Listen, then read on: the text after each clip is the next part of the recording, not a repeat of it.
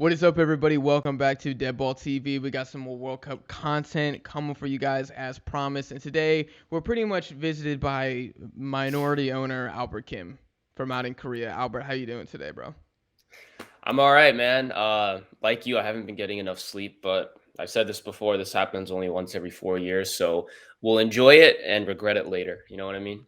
Yeah. Absolutely. What time is Yes, it there that's for life. you right now? 7 a.m.? It's like 11:08 a.m. Oh, okay. Yeah, yeah, Oh, so yeah. you're like Like, right in the swing of things. yeah. Like I'm not working today. Thank God. I didn't schedule anything. I got like 2 hours of sleep last night. So Beautiful. All right. Well, this is going to be your work right here because I'm going to be throwing some serious questions at you about the Korean national team. And before I ask Albert anything, guys, comment your thoughts about how Korea did down yeah. below in the comments. I know a lot of people aren't really familiar with Korea. If you were subscribed to the channel, you probably know a lot about them. So this might be the time to do that if you haven't already. But just let me know, like, were you surprised at how they played? Did they impress you? Like, just let me know your general thoughts down below. I like hearing about how the footballing world collectively thinks of these Asian teams. And Albert, that's pretty much where I want to start with you. But Yeah, bro. being based in Korea, could you speak of what the general sentiment is right now from the Korean public now that you guys made it to the round of 16? You did lose to Brazil and it was a sound defeat, but like what are people feeling right now about the team? I think most people are very proud. We didn't expect to even make it out of the group. Going into that last game against Portugal, I think a lot of things had to break our way, right? We had to beat the Portuguese, but we also had to hope that Uruguay beat Ghana by a certain number of goals that would ensure us qualifying over them. And all that stuff happened and very dramatically. We scored Yeah. a last minute winner in injury time. Your boy, Hong Chan, coming out of off the bench, having practically played 0 minutes and getting that winner. It was pretty dramatic, albeit against a discount store Portugal team. They played a few of their scrubs, but it was still a great performance. And I think most people were just saying, well, at this point, like whatever happens next in the knockout stages is just like it's gravy. It's an encore. It's just an extra performance that we're thankful to receive. And that was again the sentiment going into Brazil. Like if you guys, most Korean people, honestly, like we all do, we had no chance. We had maybe like a outside like 1% chance of upsetting them, but I think most people expected like that to happen towards the end. But I think the goal of like the ultimate goal was to make it to the knockout rounds, especially in a really tough group. I think this is probably maybe our toughest group that we've had since 2002 when we were grouped with Portugal, the USA, which had a golden generation at that time, and also another team in that group. I think was Poland. Not three like decent teams at the time. So it's a great accomplishment, and I think Paolo Bento, for all the shit that I gave him before the tournament, made a lot of the right decisions, and we will say it's a success. It's a success no matter if we got smacked by Brazil. Okay, I got some Bento specific questions coming near the end here. When Hmm. the bracket was finalized and you saw that you guys are going to be playing Brazil again, a team that really put the beat down on Korea in Korea in a friendly, I believe, Yeah, 6 months before the World Cup. yeah. What were people saying then? I think most people were just happy to have qualified. Most people were saying, "Okay, we'll play Brazil, but let's enjoy the victory." But then once we got closer to game time, people were analyzing this Brazilian team a lot more, and I think we were scared for sure, but we didn't expect to get blown out again. We expected to lose, but we weren't. We knew that that friendly 6 months ago was hopefully like an aberration because some of our best players were missing.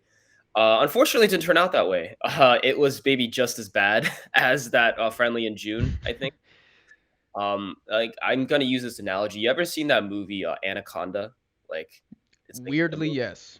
Yes, I Yes, have. like Jennifer Lopez goes down to like the Amazon with a bunch of people and they Mm-hmm. get eaten by like a huge black anaconda. That's what happened to us. We went down to the Amazon. We were walking in the water, and then Brazil came with that big black snake and killed and ate us. Basically, that's pretty much what happened.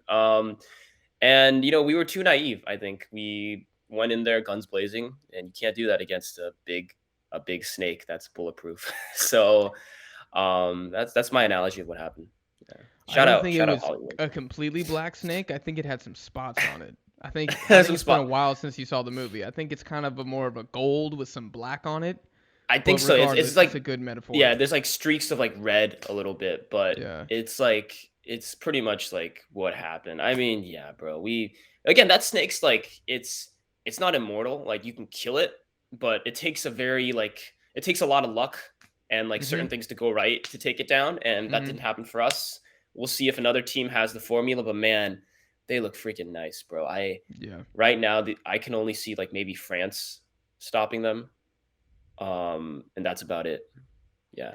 Yeah, they look good right now. If you guys haven't seen Anaconda, definitely go check that movie out. Hmm. I did not think that'd be making an appearance in this video, but I'm okay Hey with it. man. That's one of my Yeah. sci-fi favorites as a I kid. I I work in film too, so I gotta like plug everything, when I got the chance. So There we go. And we're not going to tell you what yes. happens to the snake in the end. You're just going to have to go check it out. Maybe some foreshadowing with the Brazilian national Mhm. team. Not Mhm. sure.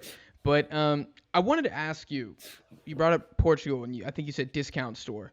What Mhm. would you say to the people who said that the victory over Portugal doesn't count because it was a B-side? Do you have any type of response to somebody who might say that? Because I saw that talk a lot on Mm. Twitter, and honestly, some of my friends here in Houston as well. Yeah.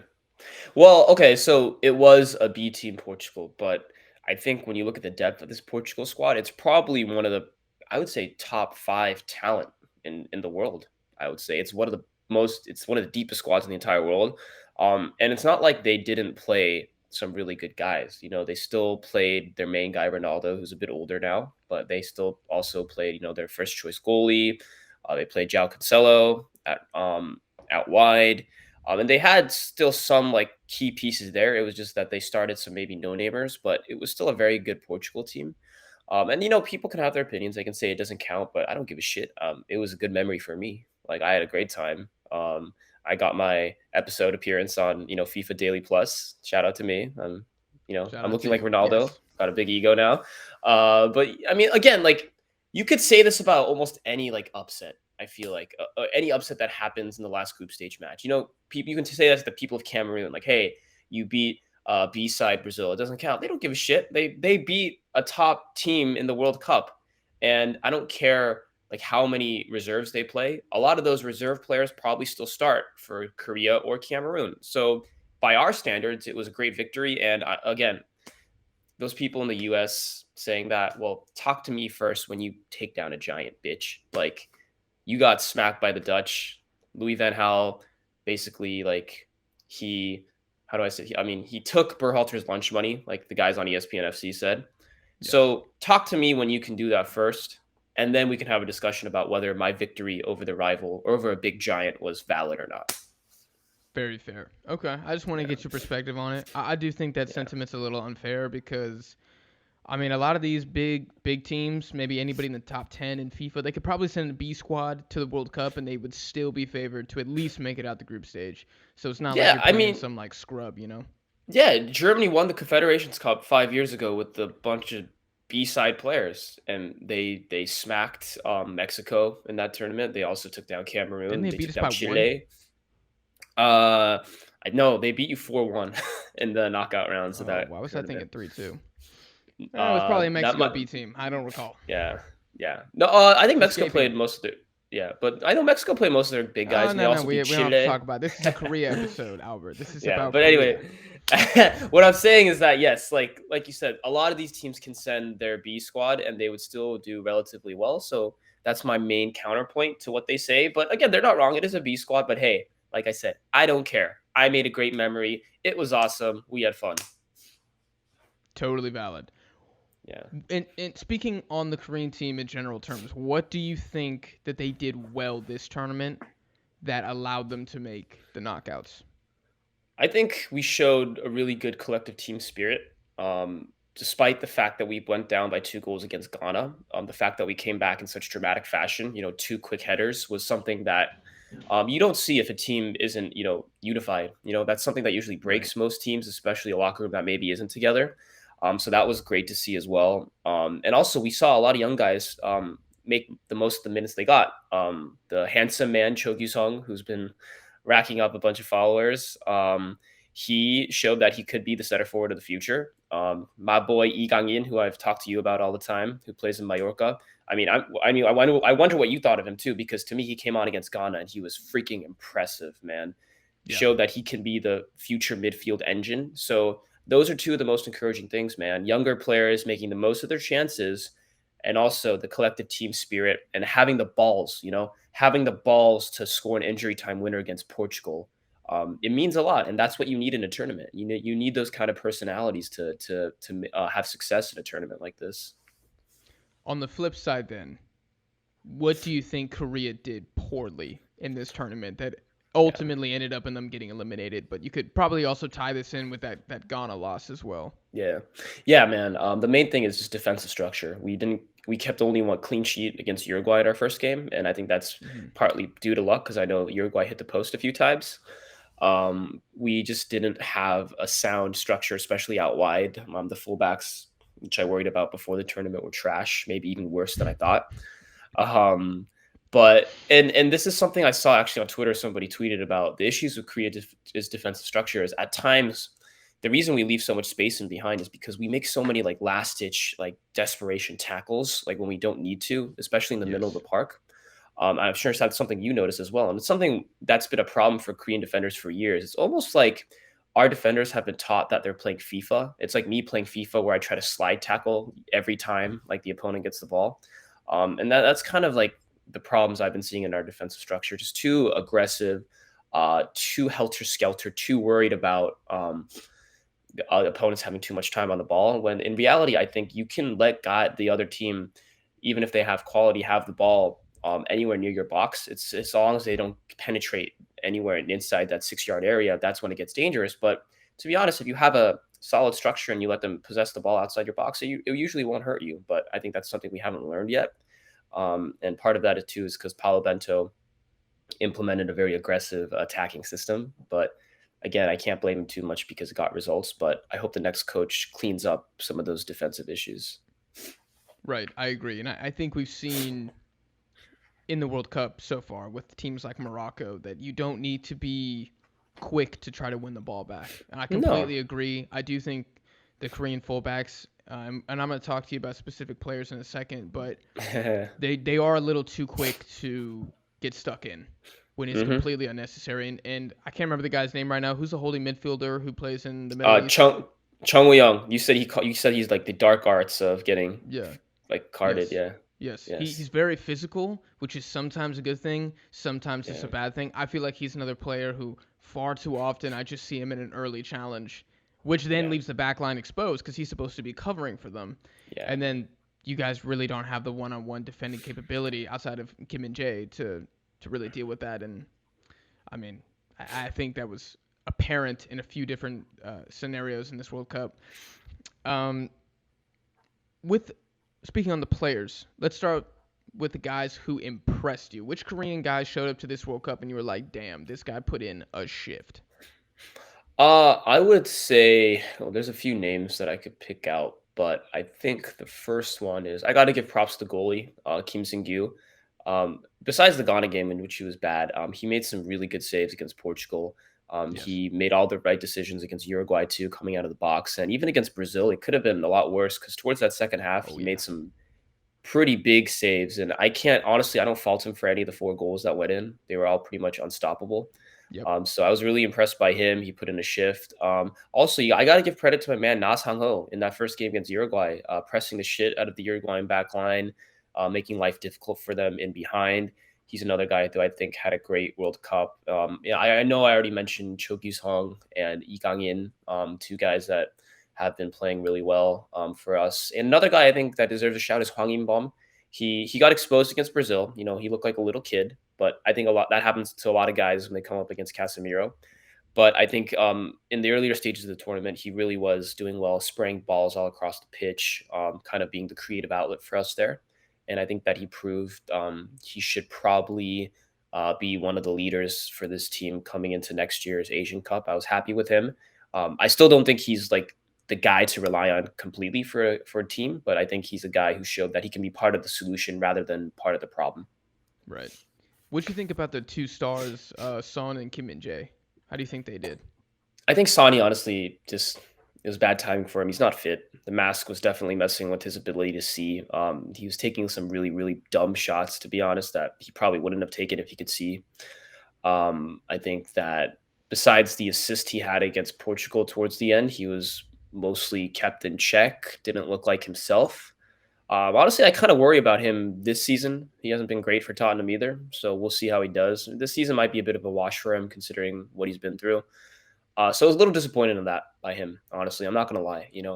A couple guys in our group chat were saying that they wanted him subbed off actually towards the end of the Portugal game because that's how bad they thought he was. But I'll give him a pass. Again, he's played so well for us, and everyone is allowed a stinker here or there. I Who think do he'll they want to come come on? good. Huang Hee-chan?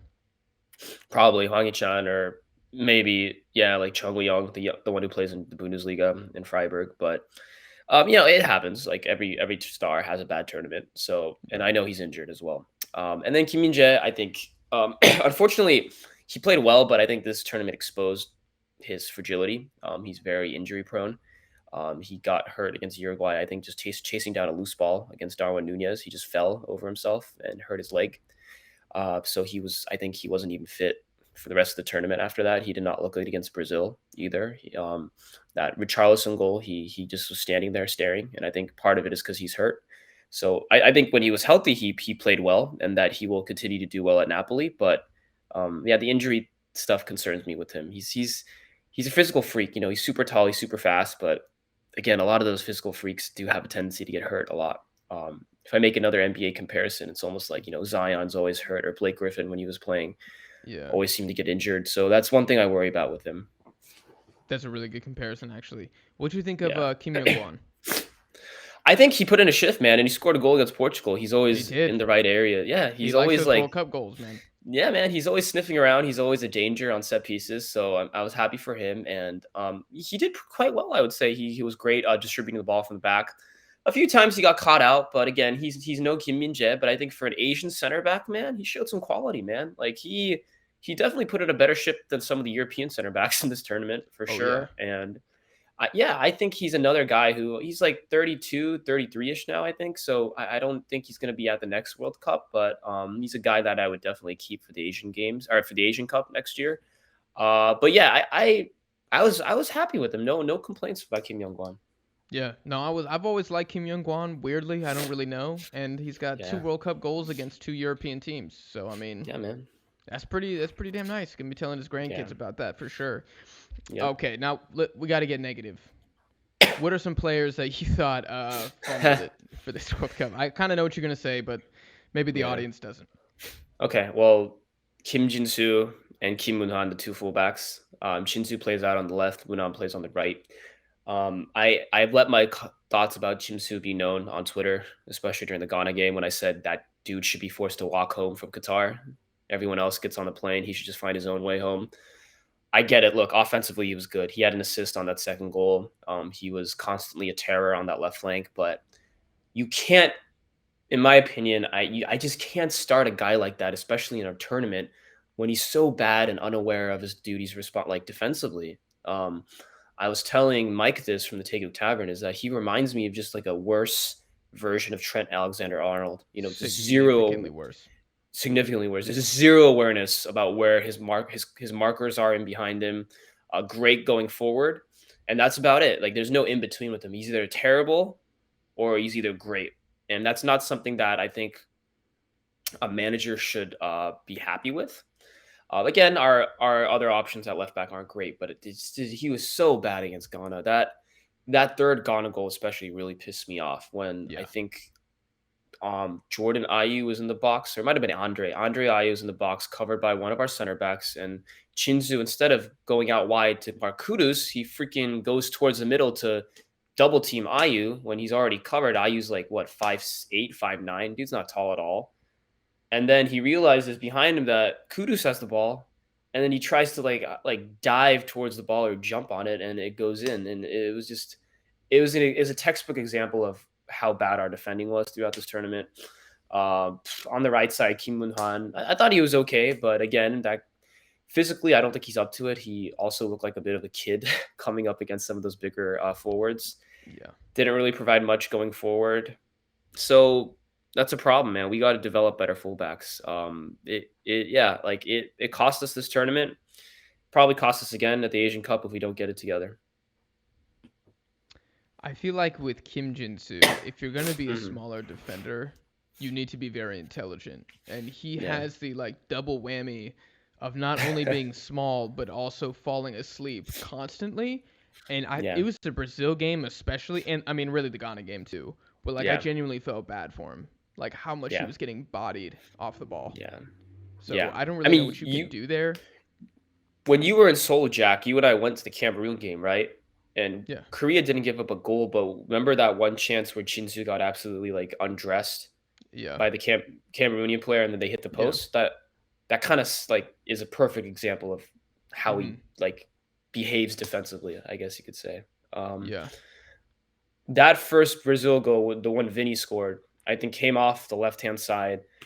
Shinsu, he practically, I forgot who it was on the right side. It might have been Paqueta or somebody else or Rafinha. They practically ran past the dude like he wasn't there. And yeah. yeah, He like tries to yeah, do a standing tackle but misses. yeah, yeah, Yeah, misses, gets him behind, isn't fast enough to recover. Ball goes out to the other flank. Vinicius, easy goal, 1-0 Brazil. yeah. Yeah. Unfortunate. I don't know if you guys have like any stud fullbacks coming up through the Korean youth system right now, but it might be time to call those guys in.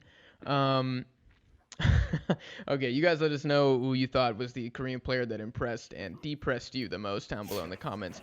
Albert, for you personally, did you have a favorite moment from this Korean campaign?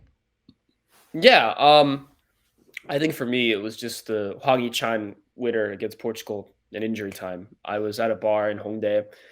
Um, really packed, a lot of people. And to be honest, I didn't really enjoy the first half because there were so many people pressing up against me. Like I some bet, yeah. Koreans have zero, like you would know this, Jack. Some Koreans have zero sense of like spatial awareness and personal space. So that sucked a little bit. But then towards the second half, the bar cleared out. You putting some chances on Portugal, and then when that final goal went in, man. I mean, you saw the videos that I posted on my social media. Just the entire, not just the bar I was at, the entire neighborhood went crazy. And then the scenes that we had after the game when we were watching the Uruguay Ghana game, we had to watch the last 6 minutes of that game to make sure that Uruguay didn't score another goal. Just the drama, the emotions, the intensity that we felt. It was something that I'll always remember for the rest of my life, and probably like one of the greatest moments of my life so far. It was a great night for sure. Yeah. Yeah. Dude, I was hype. I was hype. Yeah. I was jumping up and down in my living room. My parents had this is before I moved into my new apartment. My parents had Uh, no idea why I was cheering. And I was like, "Oh, Korea's going through." My dad, like, kind of connected the dots. He was like, "Oh, like you should text your friends." And I'm like, "Dad, I think they already know. I don't think I gotta text them and be like, hey, did you guys see Korea's going through to the round 16?" I was like, "I'm pretty sure they're hammered somewhere partying right now." yes. No, that was super cool to see. And we kind of talked about it when we were back in Seoul. We were like, they should be aiming for second. Like they can do it. This team's Yeah. got the talent. All these Yeah. teams have some weaknesses, and I mean they made it work. Portugal B team or not, like you, I don't really give a damn. Yeah. Um, hard hitting question here: is this World Cup, is Qatar 2022 a success for Korea? Yeah, absolutely. It was a success because we made it to the knockout rounds for the first time since 2010. So I'm a Korean American, and I can say honestly, both my national teams, the U.S. and Korea, despite the crappy result in the round of 16, this is the standard. This is what we expected. This is the development that we wanted, right? I think in 2026 we'll expect more. I think in 2026 Korea will expect at least second or first in the group, and then maybe a win, like one win in the knockout rounds. But for now, this is good, but this is almost like I'm making another like movie analogy. If you ever seen Family Guy, this might be a bit crude, but when Oh Lord. Herbert the pervert is like standing like Chris is like walking in front of him and he's like, "Please God, let me just smell his hat. I just want to smell his hat once." And then the wind blows and Chris's hat comes and he gets a sniff of it. And he's like, "Now I want more." That's like That was that's that's kind of you for Korea. yes. Is this a Family Guy Yes. movie or just an episode? Oh, it's just an episode. It's an episode. Oh, Yeah. okay, okay. I was I like, I should have didn't know, said I didn't TV know that was a movie, analogy. but No, okay, I no, should have I said got you. TV analogy. But yeah, it's like you get a sniff and you're like, now I want more. And Now you're that's the hooked. mentality that I want, bro. Like that I'm addicted to these moments of like um happiness, I guess, and like all that stress being relieved in a game.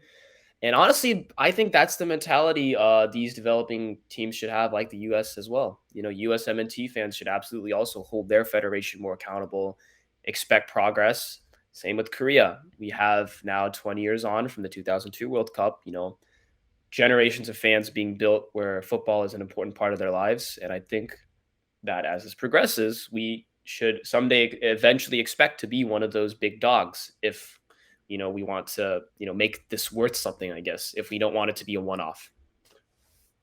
So, do you think that most Korean fans also have an expectation that in the next couple World Cups, like I guess, give me some insight there. Are they thinking, all right, we need to make a quarterfinals again Yeah, in the next two World absolutely. Cups? Okay. Absolutely. Like this is what we expect now because in 2002 it was just like, oh, get out of the group and be a good host. We did that. Now we're seeing Korean guys going to Europe. We're seeing more Korean like superstars being born. Son Heung-min, right? We don't expect him to be the only one. We expect him to be the best ever. Okay, that's fair, but we expect more guys to go to Europe. We expect to develop more attacking talent, and we expect this to continue. I think gone are the days of us saying, okay, let's just make it to a World Cup. No, we've qualified, I think, for now 10 straight World Cups. Now we expect something of that. Like every time you get to that stage, you want to do something. And I think that's slowly going to be the expectation of the Korean public. And that's what makes this next manager hire so important, I think, is that the dude can't mess up. He can't screw up the progress Bento has made, or else it'll be a real disappointment. Okay, I'm glad you said that. I'm kind of done with the general like World Cup questions. Now, I did want to ask you about Paolo Bento. His contract is done, right? And he's walking away. Yeah, he's done, and he said after the Brazil game that he's already made the decision back in September to walk away. I believe the Korean Federation actually offered him extension to stay in Seoul, but he declined that. And honestly, man, I got to give props to him. From a personal perspective, I'm sure it wasn't easy living away from home, so far away for 4 years. He fulfilled his duty. He fulfilled it well. He was the longest tenured coach in our national team's history, I believe, and he got us to the round of Really? 16. Yeah, he was there for 4 years. He was Man, you hired guys fire after. people quick. Yeah, but he was the one who was hired right after the 2018 World Cup, and he stayed. Man, he stayed for 4 whole years, which is Damn. kind of rare for a foreign manager, right? Because there's usually some problems that pop up in between that time, and they usually end up leaving. But the dude stayed. His whole staff stayed. He put in a great shift, and I think he's earned the right to. I've heard he's going to go back to Portugal and rest for a bit before he assesses the next option. But yeah, he's done, and all the best to him. Would you say that his reign was a success overall? Absolutely. Despite some of the negatives, maybe like him being a little too stubborn, maybe him not calling up some deserving players, we can't argue with the results, right? And again, we could be having a different conversation if we don't score an injury time winner against Portugal, but that's what the sport is all about. It's about fine margins. So it's fine. He got the job done. He also, what I like, is turned us into a more attacking team, more possession based, build out from the back, which is more fun to watch than honestly the counter attacking shit that I've seen since I was growing up. It's great, and he implemented clear patterns of play, which is really important, I think, for any national team. And the fact that he laid like a foundation, a framework for another manager to build off of. Honestly, like you could say his legacy could be compared to Hiddink if I'm saying if we build on what he's built and continue to be an entertaining team. Because honestly, Hmm. I know Jack, you could speak on this. Is probably one of the most entertaining Korean teams you've seen in a long time at a World Cup, especially that Ghana game when we were giving it to them towards the end. Oh, for That's sure. something you see, yeah, from a bigger team, not an Asian team, and I'm really proud of Yeah, I would say what I think Asian that. football should be proud of is the fact that two of their representatives that made it to the round of 16 did so in a playing a style of football that they did. You know, like in Korea, Yeah. I'm not against really Brazil. I mean, so in the second half against Brazil, you could say that Korea was possessing the ball a little bit more. Now Brazil probably knew the game was kind of done and dusted, but regardless, Hmm. I mean Korea were playing the possession ball against Ghana and Uruguay Yeah. and Portugal, and that is not what we expect from Asian teams playing at the World Cup. We expect No. turtle, long ball over top, pray to God something happens, score off Hmm. the set Yeah. piece. Like that is like more stereotypical um, Asian football, and so I definitely think Bento deserves credit for that. I'm a bit surprised you would call it a success. You were a bit cold on the man when I was up there in Korea. I You weren't was, the you man, weren't and the biggest fan. that's because like I didn't like the lineups he was putting out, but he surprised the shit out of us when that first Uruguay game when I saw Lee In coming on in like the 74th, 75th minute. It's just like all of a sudden he did a U-turn, which is crazy. Um, Everyone expected him to be stubborn and stick with a certain formula, but he really was flexible this tournament, and I can't say why he had a change of heart all of a sudden because it's been against his entire MO like for the past 4 years, but he got it right towards the end, and that's all that matters. It's not how you start, it's how you finish. And like you said, Jack, put some respect on Asia. I know your friend Victor's probably watching. Hey, Sweden ain't that good, man. How Sweden actually are misunderstood. terrible to watch. Yes, yo, actually I like the Scandinavian countries. I hate watching Sweden play. What they've become to me is actually kind of sad. We play a lot more entertaining football. Accept it, embrace it. We're here to stay. Yes. At least I hope we are. Yes. He knows that the Swedes play terrorist football. He knows deep down. Yeah, He's absolutely. And they admitted didn't this even to me. qualify. Yeah, They didn't and even qualify. they didn't even And they probably qualify. get beat So down if again, they play Japan or Korea. I'm gonna clip yeah, this. I'm gonna send it to him. Don't even worry about it. we're coming, baby. Like Asia's coming. We're here, and I think that in the next World Cup, we'll also have more teams, and that's going to be a great thing for Asia. So, like I think the development, especially in Japan, has been great. So it's been a great World Cup for Asia and Australia. Even Australia. I mean, we both thought Australia were trash. They took Argentina to the brink, man. So Yeah. They definitely proved literally everybody wrong, including their own fans. I mean, hmm what they've done is nothing short of incredible, especially given yeah, the talent. Like they are not a good team. Australia is no, not a good team, but they probably should have higher morale and yeah, more heart than almost every other team at this World Cup.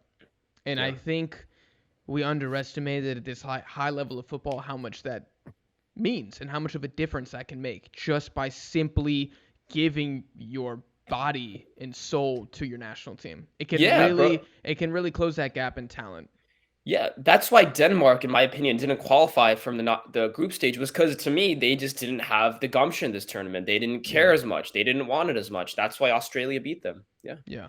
Yeah. They kind of were a bit entitled, I think. And that's why you're seeing some of the African and Asian teams punish these European favorites because nothing's given in the World Cup. Australia Yeah. might be a easy game, but this is still a World Cup team that went through qualification. They've overcome adversity before. How many Asian Cups do they have? 2, 3? I mean, Yeah. You got a few. this is a good team. And if you They're a treat proud them, footballing nation. Now they yes, are. they're Yes. very proud. So you got to treat them Yes. like that. Got to treat them with respect. Um, Bringing it back to Bento, do you know if there's been like a short list announced for Yeah, who's there is. gonna? There's Okay, rumors flying. So give me some rumors names flying. and who you want. All right, so there's rumors flying that it could be domestic this time around. Oh, Unfortunately, I don't like some of the names. One of the names is Kim Hak Pom.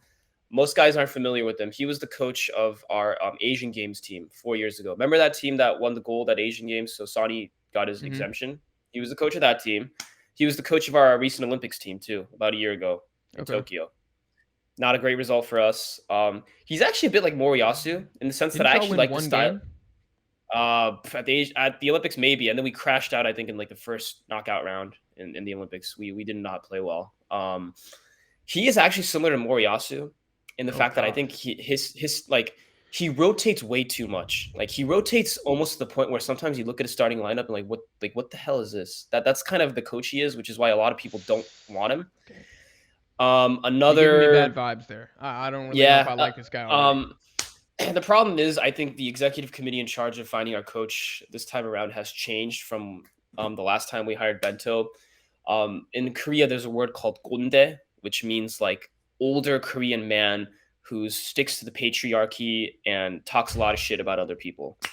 That's the man I think in charge of our current head coaching search. I believe his name is Lee Yong-soo. Lee Yong-soo. He was a former player in the national team, and he had a few issues in the past. I think the thing that made him the public hate him was because he was the one in 2002 who tried to for the bonuses to the players. He tried to pay out more to the senior players of the team and give less to the younger players, and that caused a big issue in the locker room.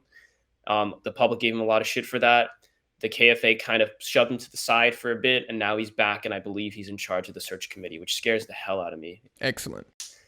So okay, so that's the domestic one guy we could hire domestically. Foreign managers, honestly, it's hard to say because this still isn't a high profile job, so we don't know who's linked. But some names I've seen in our group chat that could be a potential fit. Some people were talking about Yogi Low coming potentially because I know Wow. Low was connected to the Japan job. There's a report that he actually might become the Japan Wow. coach. So I'm hoping that maybe we try to snag him away from Japan. Other names that I saw, that's not going to happen. Somebody said Pochettino. I was like, no, that guy has too big of an ego to come. Um, Another potential guy that we thought could be a fit is the UAE's manager. I believe he is from Argentina. His name is, I'm looking it up now. I think it's Rudolfo Arubarena. Excuse my Spanish. He almost led the UAE to a World Cup appearance this time around. He's another guy that's been bandied about. Personally, if I could choose, I wouldn't mind hiring Herve Renard, the Saudi coach. Oh yeah. Um, I thought what he did with the Arabians was amazing, but again, I don't. He seems to be a guy that prefers staying in Africa or the Middle East, so I'm not sure if he's gonna come to Korea, but I we'll wonder why. see. Because I did notice that on his CV. I think he's just more comfortable in certain like cultures and countries maybe. Again, I can't speak for him because I don't know him personally, but I would love for him to come to Korea. But yeah, those are kind of some of the main problem is it's just hard to convince a European person for years in Korea. Like it's a great place to live, but it's far from their home. You have to convince them to build a whole project from the ground up. So that's a problem. And I think that we could possibly hire a domestic manager. Another rumor that I heard is we might hire Bento's assistant, Sergio Costa. He was the man on the bench for us against Portugal when Bento was suspended. Okay. I think he'd be a decent hire too. But right now it really seems to be up in the air. If I had to say, I think maybe we go domestic this time, which I don't know if I'd be a big fan of. Another name that I wouldn't mind is maybe if Ralph Ragnick loses the Austria job in the future, I wouldn't mind giving him a call. Um, Interesting. I don't want a Portuguese, Italian, or Spanish guy. Like I thank Bento for what he did, but I want more progressive, more attacking football. So a German guy or a Dutch guy, and that's probably my personal bias, but that's what I would like to see. So yeah. Interesting. Okay. I would say it's got to be an appealing job for a lot of managers who are maybe managing a kind of lower profile club or country and are like, okay, I Yeah. want to take a project with a team that could genuinely win silverware, talking about the next Asian Cup, and see if I can do something with these guys. With some stars on the team, by the way. Mm-hmm. Is Renard out of contract? I'm trying to see. I haven't seen anything about that. I think he probably is, right? I mean, it's very rare for a coach to stay on I don't know. after I a World heard that Cup. a lot of not a lot, but one Mexico media outlet was talking about possibly targeting him, which I would be okay with. I mean, the guys won 2 AFCONs, one with Zambia, for God's sake. Like, Yeah. he Oh wait, sorry definitely. to interrupt you. It Oh, says oh, that he had signed a deal before the World Cup to stay on as the coach until 2027. So, okay. so Damn. I mean, Okay. again, I mean, he can leave, right? Just because he signed that extension doesn't mean Yeah. he could stay. But it looks like, yeah, he's maybe locked in to Saudi. Cool. Cool. Yeah. Well, I want to ask you one more tiny hmm question. Have you heard any rumors about the Asian teams participating at the Copa America in 2024? No, honestly, I haven't heard much about that. I would assume if one of the Asian teams, I think if Asia goes, at most there'll probably be one team. And I think honestly, given the media attention always given to that country, it'd probably be Japan. It's But no, I have usually not Japan. heard. Yeah, I have not heard any solid rumors. I can't see Korea going just because that given the people who run our federation, they would want a lot of money to go. I don't think it'd be a tough negotiation. And the fact that the Asian Cup is actually going to be held in early 2024, because it's going to be in Qatar again, which means that you can't play it in the summer. It's going to be a late 2023, early 2024 tournament. So I wonder if maybe the federations in Asia might not want to go because of the schedule crunch again. But I will say, if I see an Asian team going, I think it's probably either Japan or maybe like someone like the UAE or Australia. Yeah. Yeah. So. Australia would be cool. I've seen some rumors that they might make it a 16 team Copa America, which I don't believe they've ever Yeah. done before, in which case they'd be inviting 6 teams. And my like conspiracy theory is they're going to bring Canada, US, Mexico, so the 3 hmm CONCACAF teams, and they're going to bring Yeah. Australia, Japan, Korea. to be the Asian team. Honestly, now like this is something you brought up. Now we need this to counter what Europe has with the European Championships, right? Because Everybody besides, does, because you're right. yeah, besides the World Cup, the next big thing is what, the Euros. But for Asia, South America, North America, they have their own thing. But those tournaments, unfortunately, aren't as followed by casual fans. We watch them, but the average football fan doesn't watch them. So you're right. I think the best next thing to do is combine Asia, South America, North America, and have our own kind of cup competition that rivals what the Europeans have. That's a great idea. Right. Yeah, I'm all for I it. think it'd be incredible, and I would love to see Korea do it because I mean they'd have to do 4 groups of 4, which Yeah. they've never done again. It's usually 2 groups of 5, and I think Korea would have to be favorites to make it out of the group, if not win the group, Absolutely. depending on like who their 1 seed would be, and like how Yeah. sick would that would be? I mean, you have like Oh, Korea in the I would. knockout round of Copa America, like. I would tune into that tournament, and you get 3 different continents watching. Yes. It'd be huge. Yes. It'd be huge. Yes. It's not confirmed, but I just want to see if there's any like rumblings in Korean media about that being a possibility. I have to run real quick, but I'm gonna ask you one final question. The first time I had you on the channel, I asked who your super early 2023, I guess 2024 now, Asian Cup favorites are. The World Cup is well, for the Asian teams it's over. Has your opinion changed? It's still Japan. Still Japan, yeah. I love my country. I'm a Korean through and through, bro. But it's still those pesky. I don't want to. If I speak, I'll be in trouble. You'll be in It's big still trouble. them. It's still. And It's don't still forget, I like samurais. Japan too. So It's still those can't be too ninjas rough over on 'em. there. I gotta respect game recognize real. Like I gotta recognize their game, what they've built. I think they're defensively they're a lot more solid than us right now. Again, that could change in a year, but I just think we're a lot more top heavier than them going forward, I think. But again, in a tournament like that, to me, I've seen an article on The Athletic about the World Cup. It's more about not maximizing your strengths in a tournament. It's more about minimizing your weaknesses and covering that. Which team covers that up the best usually wins the trophy.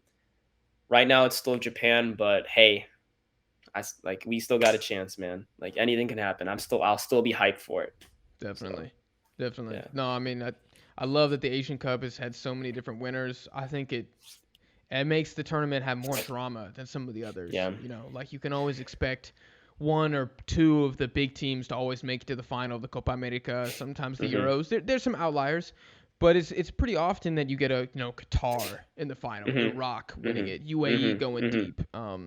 Which I think just makes that's why the Asian Cup Yeah. is so sick, and I cannot Oh man, wait to cover the first one on Korea's due Deadball one. TV. You guys are Korea's due due. one, man. We haven't won since like 60s or 50s, I think. So, like, Like this is Sonny's 54 or best something. chance. Yeah, Yeah. this is Sonny's best chance for a trophy. So, if anything, like, even if we're not the favorites compared to Japan, do it for Son. Like, you know how Argentina does it for Messi? Like, do it for the captain. Do it for the man who's put his body on the line for the country. And that should be enough motivation to bring that trophy home, boys. So. Do you know if you guys are gonna keep these kits for the Asian Cup, or do you Yeah, plan to get usually new we keep ones? them. We kept the 2014 kits for the 2015 Asian Cup. Okay. I think I probably Nike. I love Nike, but they're probably too lazy and cheap to make a new one. And I wouldn't blame them. Like I Facts. wouldn't do it either. Just keep the one you have, and it looks good on you, dude. Like that looks. I'm not gonna Thank lie, you. our kits have grown on us. The tiger stripes on the shoulders, it looks better in person than it did like when I saw the concepts. So yeah, Oh, I love this right shout now. out Nike. Yeah, shout out Nike. It looks good. Thank you. And we didn't even get to Yes, see the black ones yet. yes. The Those astronaut. Those ones were fire, but we'll probably see them at the Asian Cup though. That's the one Mm-hmm. caveat is that if we keep them, we'll see them there. And those ones are pretty nice, Those actually. are I think sick. actually you look better with the Reds, and I look better with the away one, maybe because Probably. if people don't know, we took out a little photo shoot in Seoul when you were here. So Yeah. yeah, Well, they should know if they yes, followed us on Twitter. yes. And that's where I'm gonna wrap it up. You guys should definitely follow Albert on Twitter. He's only been on the channel like 15 times now. I'll put his social links down below in the description of this video, and also the Taeguk Tavern. It seems like you guys are getting a lot of like good shout outs from other people covering the Korean national team throughout the World Cup, and you guys Yeah, definitely deserve it. You guys probably have the best English coverage without a doubt of the Korean team. So if Deadball TV is not giving you enough, Taeguk Tavern, they got a podcast that they do. All of it's fire. So I'll link those guys down below. We'll definitely have some future collabs between the two groups in the future. And let us know your thoughts of Korea. Was the campaign a success? Did they impress you? what type of Asian content do you want to see next? Let us know. Maybe we can get Albert back on to do something different. You never know. And go watch the movie Anaconda so that metaphor earlier in this episode makes some more sense. Some people are like, what the hell are these people talking about? I'm about to watch it for lunch right now, so Yeah, let's get maybe, it. maybe. Yeah. Albert, I appreciate you for coming on, man. Is there anything you want to say before we hit the end button here? I just want to say, man, it's been a great year. All love to you, love you, brother. It's been great meeting you and just hanging out. And I can't wait for the future. You know, it's only gonna get better from here. We got the Asian Cup coming up, and then we got the big enchilada, the World Cup in USA, Canada, Mexico. Oh Keep yeah. following Deadpaul TV for the content. We're gonna probably meet up in person for that. It's gonna be awesome. Oh yeah. Um, yeah, follow me on Twitter, on Instagram. I might hopefully build up my own YouTube channel a bit. I'm thinking about that. You should. And yeah, I probably will. And then I'll also have my last appearance on the FIFA Plus Daily Show out. They gave me a pretty fire monologue to do, so I'll be linking that in my socials. But yeah, in the Okay. meantime, just keep following us, and we'll see you guys soon. You know, the tournament's still going on, and enjoy it, people. Enjoy it. Happy New Yeah. Year, Merry Christmas. Yeah. Dude, give me that FIFA Pro link when it comes out, Yes. so I can add it to this video as well, so For people can sure. check that I'll out. send it to you. I'll send it to you after we finish. Yeah, For for sure, sure, man. for sure. Yeah, and you're gonna be at my house for the next World Cup. We're gonna be Yes, we doing will. Yes. in-person watch-alongs for that Yes, one. we are. I'll be in Texas probably for some of the games. So Yeah, yeah. yes, there we All right, go. bro. All right, guys. We appreciate you for watching or listening on streaming platforms. We'll see you on the next episode.